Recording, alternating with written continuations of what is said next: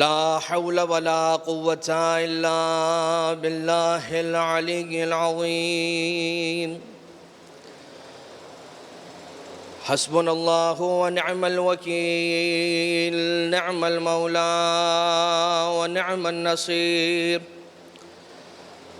أعوذ بالله من الشيطان اللعين الرجيم. بسم الله الرحمن الرحيم. حمدا لك يا ذا الجود والإحسان والفضل والطول والامتنان، وصلاة وسلاما على من لا ينطق عن الهوى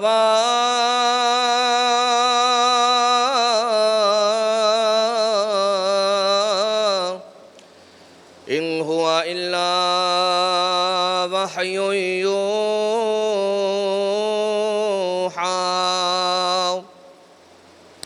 حبيب قلوبنا وشفيع ذنوبنا وطبيب نفوسنا، مولانا ومولى الثقلين، جد الحسن والحسين، أبي القاسم المصطفى محمد، وعلى آله الذين أذهب الله عنهم الرجس وطهرهم تطهيرا. اللهم صل على محمد وآل محمد، لا سيما على الإمام المنتظر والحجة الثاني عشر، واللعنة الدائمة الباقية على أعدائهم ومنكري فضائلهم وغاصبي حقوقهم من الأزل إلى قيام يوم الدين. أما بعد، فقد قال إمام زماننا هذا عجل الله تعالى فرجه الشريف: اللهم إني أفتتح الثناء بحمدك وأنت مسدد للصواب بمنك، وأيقنت أنك أنت أرحم الراحمين في موضع العفو والرحمة، وأشد المعاقبين في موضع النكال والنقمة، وأعظم المتجبرين في موضع الكبرياء والعظمة. لائق صد احترام مومنین مومنات، شرح دعائے افتتاح کے عنوان سے گفتگو کو آپ کی خدمت میں پیش کیا جا رہا ہے، اور اس سلسلے میں ہماری بات حمد الہی کے اعتبار سے کل کی حد تک آپ کی خدمت میں پیش کی گئی تھی. عزیزان محترم، قبل اس کے شرح دعائے افتتاح کے سلسلے کو آگے بڑھایا جائے، ایک جملہ ابتدا میں آپ کی خدمت میں عرض کرنا چاہتا ہوں، اور وہ جملہ افطار کے وقت جو دعا کی استجابت کا لمحہ آتا ہے، دعاؤں کی قبولیت کے جو حتمی اوقات ہیں، وہ اوقات کے جن اوقات میں اللہ نے وعدہ کیا ہے کہ میرا بندہ مجھ سے جو مانگے گا میں اسے عطا کروں گا، ان میں سے ایک وقت افطار اس وقت آتا ہے کہ جب ابھی بندہ خدا پہلا لقمہ افطار کا اپنے دہن میں اپنی زبان پر رکھنے جا رہا ہوتا ہے. امام معصوم علیہ السلام نے سمجھایا اور سکھلایا کہ اس وقت بسم اللہ الرحمن الرحیم یا آواز سے المغفرت اغفر لی کہہ کر اپنی حاجت کو طلب کرو. اور اس کے علاوہ جو ایک جملہ اور روایت میں امام موسیٰ کاظم علیہ السلام نے ہمیں تعلیم فرمایا کہ جو جملہ ہے اللہم لک صمت وعلی رزقک افطرت وعلیک توکلت، میں نے تیرے لیے روزہ رکھا، تیرے دیے ہوئے رزق سے افطار کیا اور تجھی پر توکل کیا. انشاءاللہ دعا افتتاح کے عنوان پر جو گفتگو ہوگی اس میں ایک دن انشاءاللہ توکل پر ہم گفتگو کی کوشش کریں گے آپ کی خدمت میں. لیکن یہ جو جملہ ہے اللہم لک صمت وعلی رزقک افطرت وعلیک توکلت، اس کا ثواب کیا بیان کیا ہے امام معصوم نے؟ مولا ارشاد فرماتے کہ جو شخص وقت افطار یہ جملہ پڑھتا ہے یا اپنی زبان پر دہراتا ہے تو پروردگار عالم اس دن جتنے بھی روزہ رکھنے والے روزہ دار ہیں ان کے تمام ثواب کو جمع کر کے اکٹھا کر کے جتنا اجر بنتا ہے وہ اس کے نامہ اعمال میں پروردگار عالم لکھ دیا کرتا ہے۔ یہ ایک بات۔ دوسری بات یہ جو کہ بہت ضروری ہے، اور وہ یہ بات ہے کہ ہم اپنے امام زمانہ علیہ السلام کو افطار کے وقت یاد کریں۔ یقیناً ہماری حاجتیں، ہماری دعائیں قبول ہو ہی جائیں گی۔ پروردگار عالم جو اپنے بندوں کو اجر عنایت کرنے والا ہے ان روزوں کے عوض کہ جو صرف اور صرف بھوک و پیاس نہیں بلکہ انسان کے تقویٰ کو اور اس کی معنویت کو ایک معراج دینے کا سبب بننے والے، ذریعہ بننے والے، تو بالآخر انسان کی حاجتیں پروردگار قبول کر دے گا۔ لیکن کیا ہی خوب ہو کہ افطار کے وقت جب میری دعا اللہ نے یہ وعدہ کیا کہ ایک دعا اس کی کوئی بھی وہ دعا ہو میں قبول کروں گا، الا یہ کہ محارم الہی یعنی کہ معصیت کی کوئی دعا نہ کرے، میں قبول کروں گا اس وقت اگر سلامتی امام زمانہ علیہ السلام کی دعا کو انسان طلب کرے۔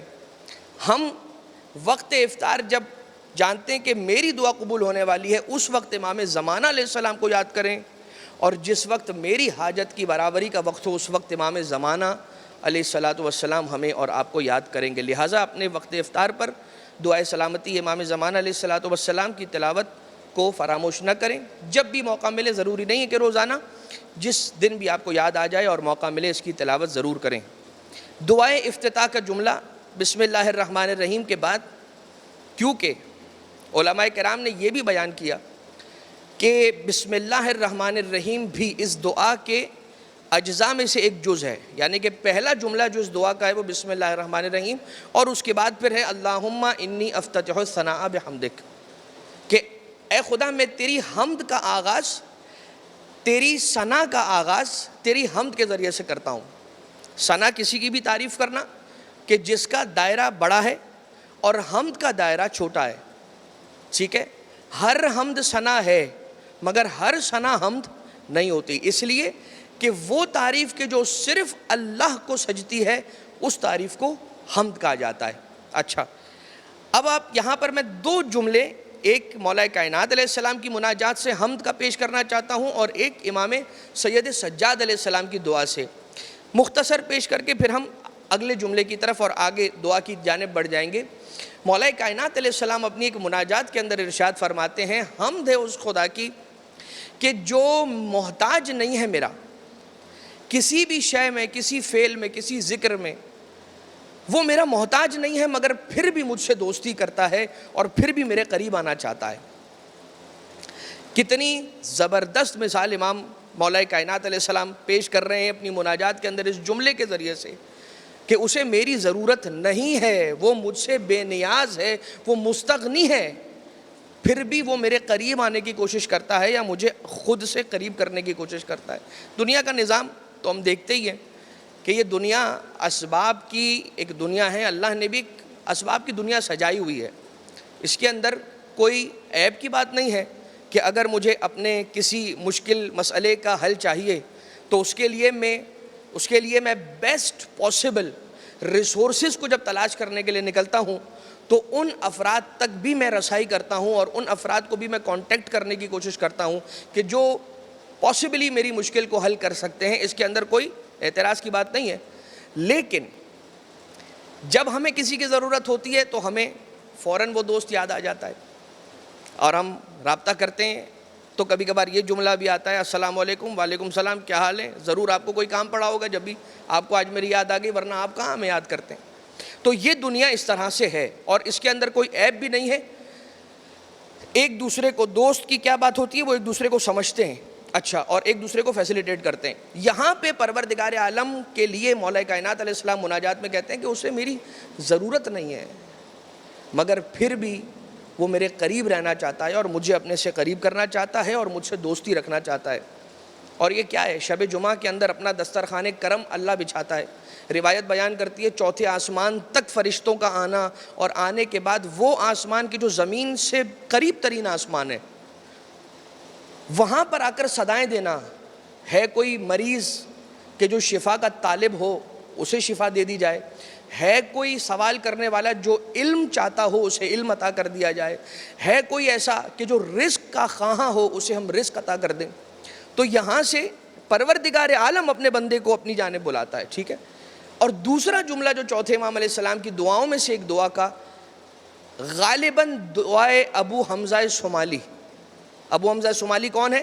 آپ کی کنیت ہے ابو حمزہ صومالی، آپ کا نام ہے ثابت ابن دینار، مولا کے ایکسکلوزیو کمپینینز میں سے ایک ہیں، یعنی کہ امام سید سجاد علیہ السلام کے قریبی ترین صحابیوں میں سے آپ کا نام آتا ہے۔ سر فہرست جو آپ کے اصحاب ہیں ان میں سے ابو حمزہ صومالی کا نام آتا ہے۔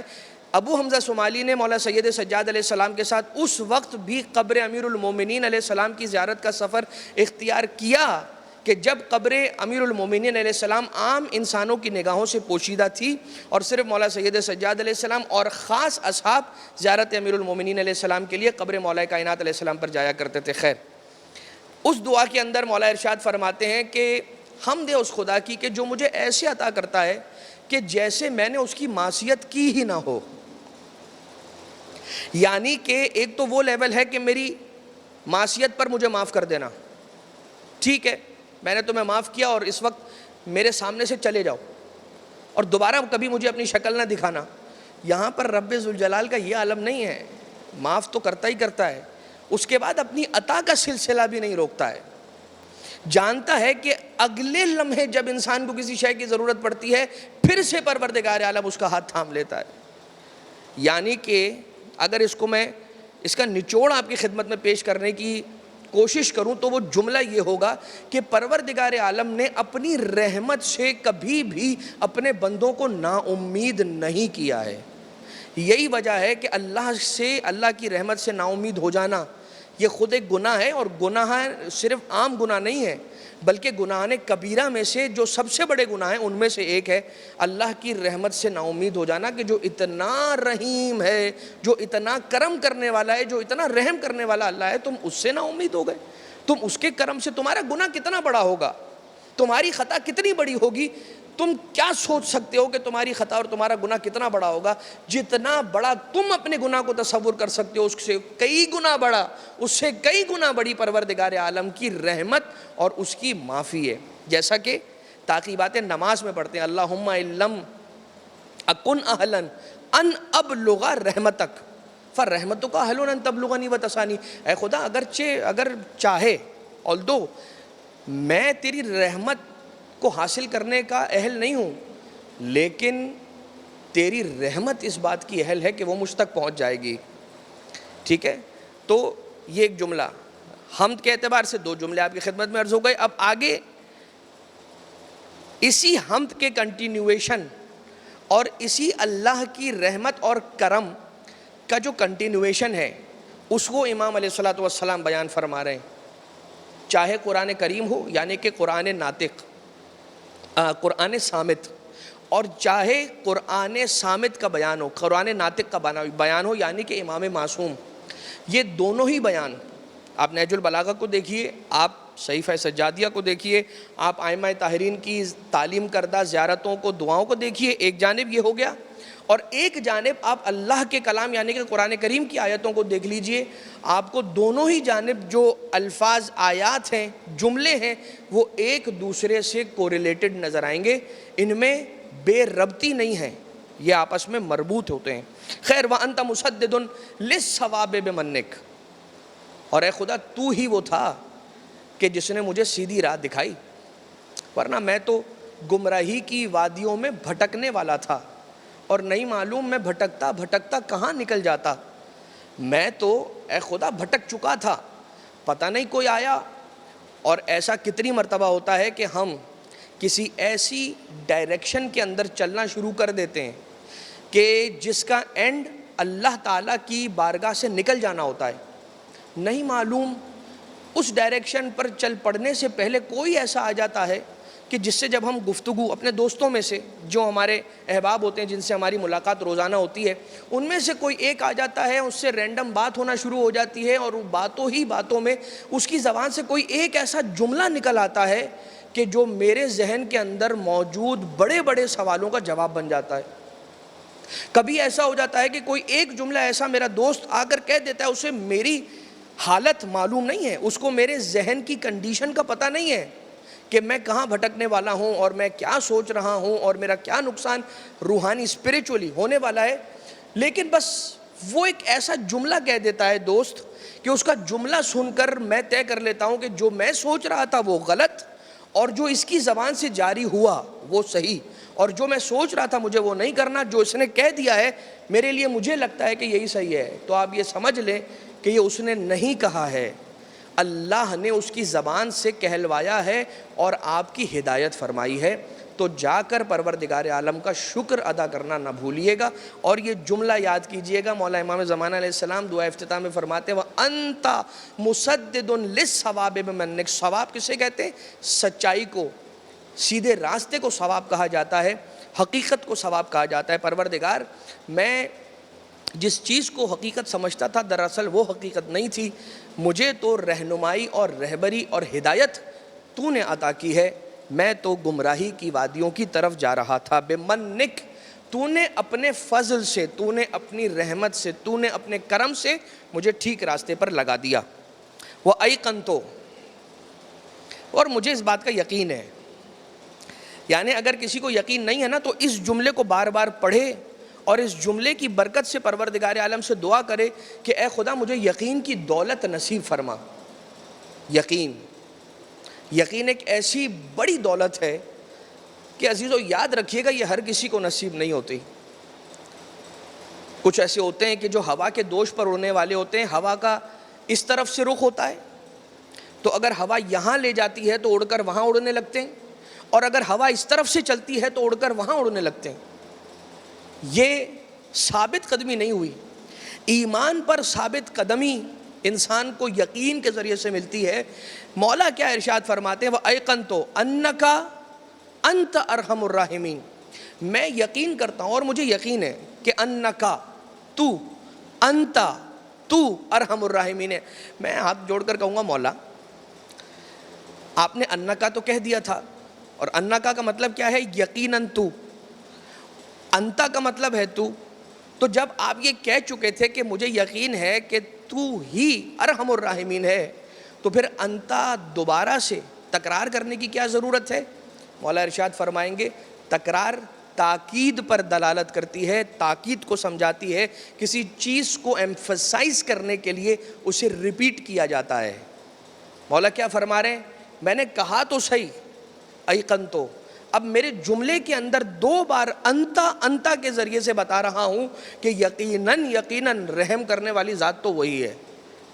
کب تین چیزیں ایقنتوں کے بعد مولا نے ارشاد فرمائی ہیں، تین چیزیں، تین باتیں۔ انکا انتا ارحم الراحمین فی موضع العفو والرحمہ، واشد المعاقبین فی موضع النکال والنقمہ، وَأَعْظَمُ الْمُتَجَبِّرِينَ فِي مَوْضِعِ الْكِبْرِيَاءِ وَالْعَظَمَةِ۔ تین باتیں ہیں، تین باتیں۔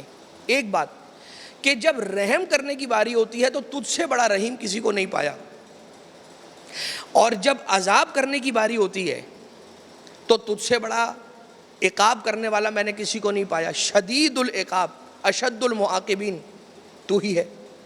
اور اعظم المتجبرین فی موضع الکبریاء والعظمہ، عظمت اور کبریائی کی جب بات آتی ہے تو تجھ سے بڑا میں نے بادشاہ کسی کو نہیں پایا۔ ٹھیک، ویسے میں آپ کی خدمت میں رک کر یقین کی ایک مثال پیش کرتا جاؤں، چلیں یقین کی مثال بعد میں کہ ہمیں یقین کس طرح سے کر لینا چاہیے، یہ تین جو جملے مولا نے ارشاد فرمایا نا اس کو تھوڑا سا ایلیبوریٹ کر کے پھر ہم آگے بڑھتے ہیں۔ تین باتیں ہیں۔ ایک بات یہ کہ جب رحم کرنے کی باری آتی ہے، رحم کرنے کی باری کب آتی ہے؟ کہ جب انسان کوئی ایسا عمل کرے کہ جب وہ اللہ کی رحمت کو اپنی جانب کھینچ رہا ہے اور اللہ کو رحم کرنے پہ مجبور کر رہا ہے۔ ایک بات تو جو رحم کرنے کا موقع ہے اس وقت رحم ہوگا، اور یہ اللہ اتنا حکیم اور دانا ہے کہ یہ ہر وقت اللہ اپنے بندوں پر عذاب نہیں کرتا، جب اس کا بندہ اسے موقع دیتا ہے تو پھر وہ عذاب کرتا ہے، اور جب وہ عذاب کرے تو اس سے بڑا عذاب کرنے والا کوئی نہیں ہے، شدید العقاب کوئی نہیں ہے۔ قرآن کریم کے اندر ہے یا روایتوں کے اندر ہے کہ جو اللہ کی نعمتوں کو بدل دیتا ہے، وَمَن يُبَدِّلْ نِعْمَتَ اللَّهِ فَإِنَّهُ شَدِيدُ الْعِقَابِ، جو اللہ کی نعمت کو بدل دے، اللہ کی نعمت کو بدل دے تو پھر اللہ شدید عقاب کرنے والا ہے۔ وہ سخت ناراض ہو جاتا ہے جب اس کی نعمتوں کو بدل دیا جاتا ہے۔ چھٹے امام علیہ السلام امام جعفر صادق علیہ السلام کے پاس ایک شخص نے جا کر پوچھا، مولا یا ابن رسول اللہ، یہ بتائیے اس آیت کی تفسیر کیا ہے، اس آیت کا باطن کیا ہے، اس آیت کا راز کیا ہے، اور اس میں نعمت الہی کا مصداق کیا ہے؟ مولا نے ارشاد فرمایا کہ کیا تم نے رسالت مآب سے نہیں سنا کہ یا علی انتا نعمت اللہ علی المومنین، کہ اے علی تمہیں اللہ نے مومنین پر اپنی نعمت بنا کر بھیجا ہے۔ تو پھر چھٹے امام علیہ السلام مسکرا کر کہتے ہیں، یاد رکھنا جس نے علی کی نعمت کو کسی اور سے بدل دیا تو پھر اللہ شدید العقاب ہے۔ اور اسی طرح سے صرف مولا کائنات، یہ تو سب سے بڑی نعمت کی بات ہو گئی، آپ جتنا نیچے چلتے چلے آئیے بہت ساری نعمتیں، انسان نعمت کو بدل دے گا مطلب کیا ہے؟ وہی نعمت جو اللہ نے اپنے بندے کو استعمال کر کے، طاقت حاصل کر کے، اپنی اطاعت کے لیے قابل ہونے کے لیے عطا کی تھی، وہ اسی نعمت کو استعمال کر کے اس کی معصیت کرتا ہے۔ یا یہ سمجھ لیجئے کہ جس تھالی میں کھاتا ہے اسی تھالی کو چھید کرتا ہے۔ اب امام علیہ السلام مولا ارشاد کیا فرما رہے ہیں کہ اشد المعاقبین، ہر حال میں نہیں، فی موضع النکال والنقمہ، جب انسان گناہ کرتا ہے، جب انسان معصیت کرتا ہے، جب انسان وہ مقدمہ فراہم کرتا ہے تو پھر پروردگار اس پر عذاب کرتا ہے۔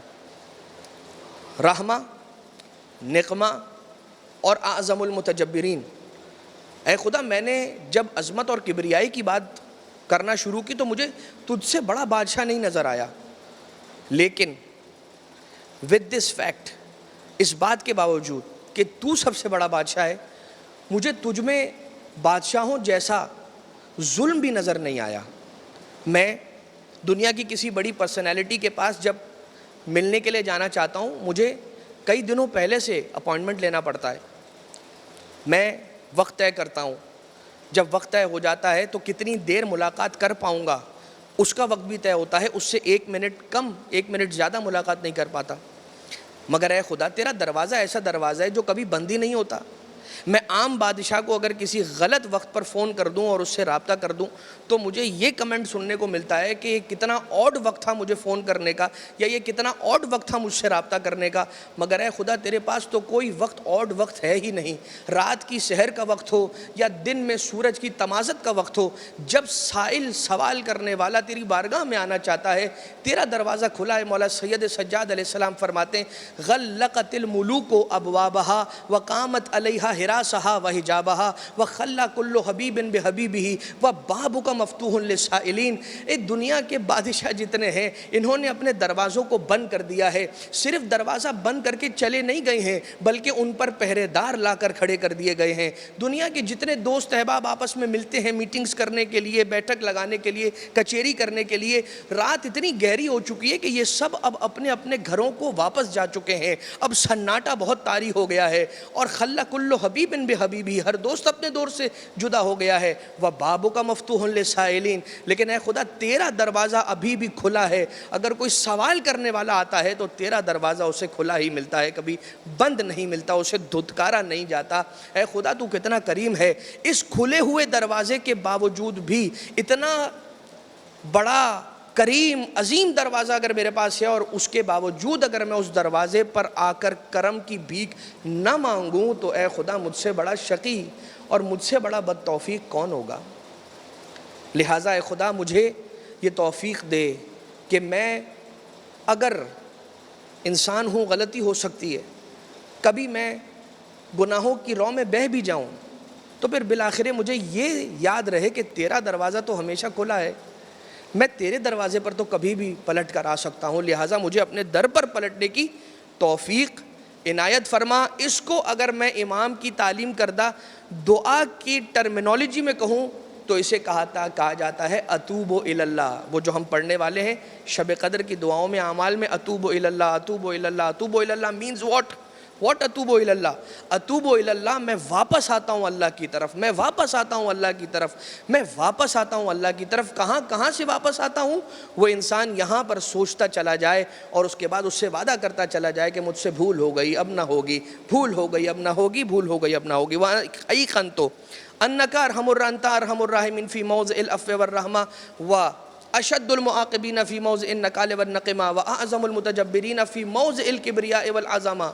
یقین پیدا کرنا بہت ضروری ہے، اس لیے کہ دعا بھی جو دعا کی قبولیت کی شرائط ہے نا، ان میں سے ایک شرط یہ بتاتے ہیں امام معصوم کہ جب دعا کر لیا کرو تو اس کے بعد یقین رکھا کرو کہ تم نے جس سے مانگا ہے وہ اس دعا کو پورا کرنے پر اتنا قادر ہے کہ اس کے لیے کوئی چیز امپاسبل نہیں ہے. وَهُوَ عَلَى كُلِّ شَيْءٍ قدیر ہے وہ ہستی. لہذا جب دعا کر لیا کرو تو یقین رکھا کرو کہ وہ تمہاری دعا کو قبول کرے گا. اچھا لیکن اگر دعا قبول نہ ہوئی تو کیا؟ تو یقین نہ رکھیں؟ نہیں، تب بھی یقین رکھو کہ اگر اس نے قبول نہ کی تو اس میں میرے لیے ہی بہتری تھی. شاید میں نے اس سے چھری مانگ لی کہ ہاتھ کاٹ لیتا میں اپنا، شاید میں نے اس سے آگ مانگ لی تھی کہ ہاتھ جلا لیتا اپنا، اس لیے اس نے نہیں عطا کیا. مجھے نہیں معلوم تھا کہ کیا مانگنا ہے کیا نہیں مانگنا ہے، اسے تو پتا تھا کہ اسے کیا دینا ہے اور کیا نہیں دینا ہے. ٹھیک ہے، یہ بات، یہی جو ٹون ہے نا یقین والا، وہ امام علیہ الصلوۃ والسلام کی اس جملے کے اندر ہے کہ ایقن تو مجھے اس بات میں بھی یقین ہے کہ تو ارحم الراحمین ہے، اور مجھے اس بارے میں بھی یقین ہے کہ تو اشد المعاقبین ہے. مطلب جب تو رحم کرے گا تبھی میں صرف تجھ سے خوش رہوں گا، ایسا تو نہیں ہے. بہت سارے افراد ایسے نظر آتے ہیں کہ جب تک اللہ ان پر رحم کرتا ہے یا انہیں کچھ دیتا رہتا ہے یا ان کی مرضی سے بات چلتی رہتی ہے تو کہتا ہے کہ اللہ بہت اچھا ہے، اللہ بہت بڑا ہے، اللہ کی عبادتیں ضروری ہیں. اور جہاں اس کی مرضی کے خلاف کوئی کام ہونے لگا تو کہتا ہے کہ اللہ نے میرے ساتھ یہ کر دیا، اللہ نے میرے ساتھ یہ کر دیا، اللہ نے میرے ساتھ یہ کر دیا.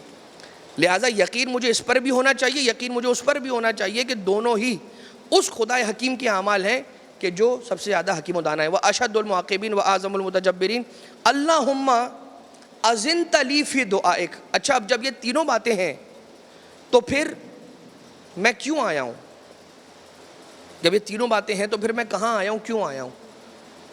اے خدا اگر میں گنہگار بھی ہوں نا تو اب تو میں تیری بارگاہ میں آ گیا ہوں، اور جو میں آیا ہوں تو مجھے آنے پر کس بات نے ابھارا ہے، مجھے کس بات نے کمپیل کیا ہے، مجھے کس بات نے حوصلہ دلایا ہے کہ میں آ کر تیری بارگاہ میں کھڑا ہو جاؤں. اللہم اذنت لی فی دعائک. اے خدا تو نے ہی مجھے اجازت دی ہے کہ میں تجھ سے دعا کروں، تو نے ہی مجھے بلایا ہے، تو میں چلا آیا ہوں تیری بارگاہ میں.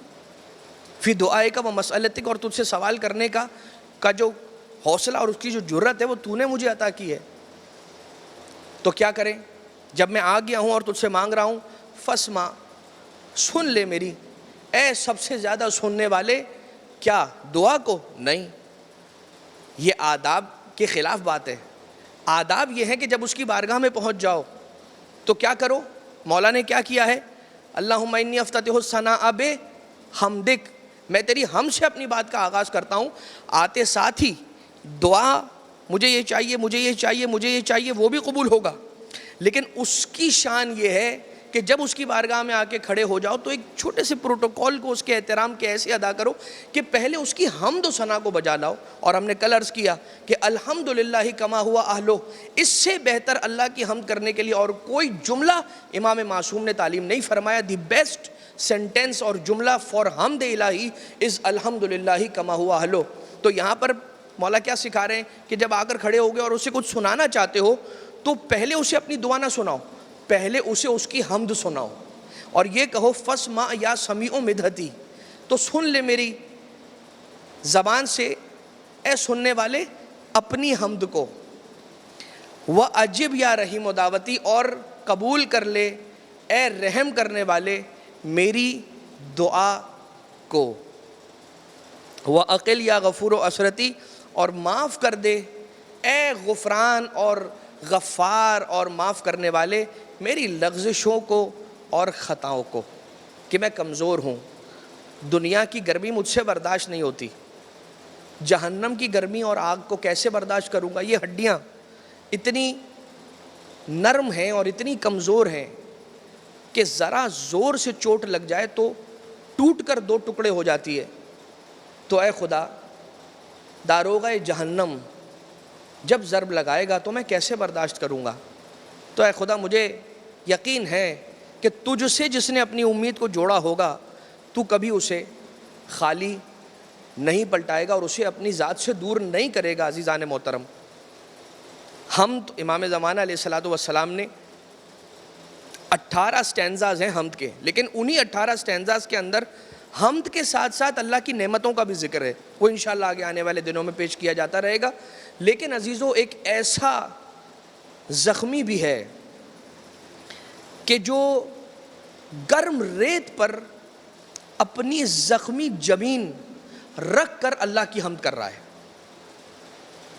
ایک ایسا بھی حمد کرنے والا اللہ کا بندہ ہے کہ جو جانتا ہے کہ اب کچھ دیر کے بعد میری اولاد یتیم ہو جانے والی ہے، اس کے باوجود بھی سر کو سجدے میں رکھ کے اللہ کی حمد کر رہا ہے۔ اور اس کی حمد کے جملے کیا ہیں جانتے ہیں؟ وہ یہ کہہ رہا ہے، کون ہے؟ نواسہ رسول ہے، شان ہے اس نواسہ رسول کی کہ ان کی زبان سے یہ جملے نکلیں۔ کیا جملے؟ ترکت الخلق ترا لہواک وایتمت العیالی لیک اراک۔ اے خدا، میں نے تجھ سے ملاقات کے لیے یہ ساری دنیا چھوڑ دی ہے۔ اے خدا، میں نے تیری بارگاہ میں آنے کے لیے، سرخرو ہونے کے لیے اپنی اولاد کو تک یتیم کروا دیا ہے، بس تو مجھ سے راضی ہو جا۔ یہاں سے حمد کرنے والا اس عالم میں ایسی حمد کر رہا ہے تو اللہ کی بارگاہ سے کیا آواز آ رہی ہے؟ یا ایتھا النفس المطمئنہ ارجعی الی ربک راضیۃ مرضیہ۔ اے حسین، بس تیرا امتحان یہاں ختم ہوا، اب تو آ جا، مگر تیری رضا میرے لیے سب سے زیادہ ضروری ہے۔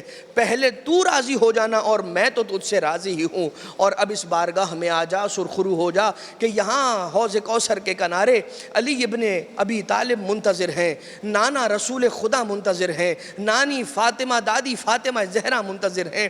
بس عزیزان محترم، مولا حسین علیہ الصلوۃ والسلام ہیں، سر اور تن کے درمیان جیسے ہی جدائی ہوئی ہے، ایک مرتبہ خیموں کو جلایا گیا، جلتے خیموں کی خاک ہے، ایک بچی 4 سالہ جلتے ہوئے خیموں سے مقتل کی جانب آتی ہے، روتے روتے یہی کہہ رہی ہوتی ہے، بابا سکینہ کی خبر لو بابا، ارے یہ یتیموں کو تماچے مارتے ہیں، ارے یہ بیواؤں کا سامان لوٹتے ہیں، ارے بابا آپ کی سکینہ یتیم ہو گئی، شمر نے کوڑے مارے، کانوں سے بالیوں کو چھین لیا، کبھی تماچے مارے، کبھی دکھا دکھا کر پانی گرا دیا گیا۔